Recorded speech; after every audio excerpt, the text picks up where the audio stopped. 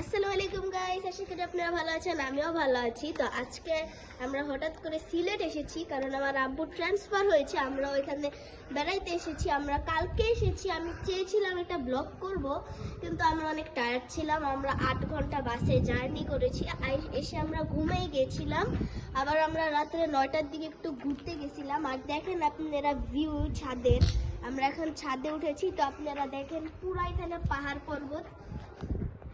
আপনাদের পুরো আমাদের বাসা নিচে পুরো বিল্ডিং এর ট্যুর দিব। আর এই ব্লগটা এনজয় করুন। আপনারা একটা লাইক আর শেয়ার করে দিবেন, আর একটা সাবস্ক্রাইব করে দিবেন যদি চ্যানেলে নতুন হন। তো আপনারা ভিউ দেখুন। এখান থেকে বিমান দেখা যায়। আপনারা দেখেন কোয়ার্টারের থেকে সামনে এয়ারপোর্ট। বিমান দেখি।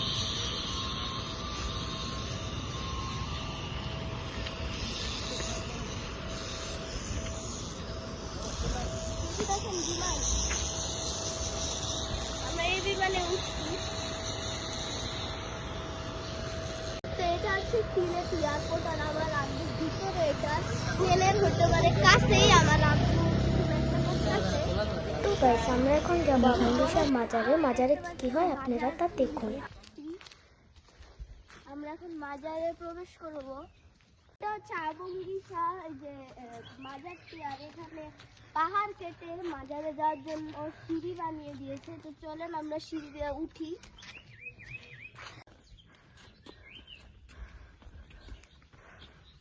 এখানে চা পাতার ফুলও আছে, সুন্দর সুন্দর ফুল।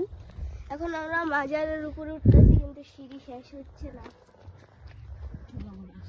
তো চা বাগানের ভিতর দিয়ে আমরা যাচ্ছি।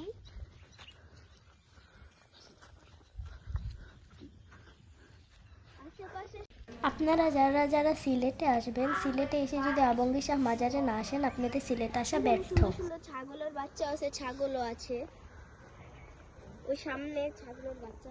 এই ভিডিও এতটুকুই, পরের পার্ট শীঘ্রই বাইর হবে। Bye bye.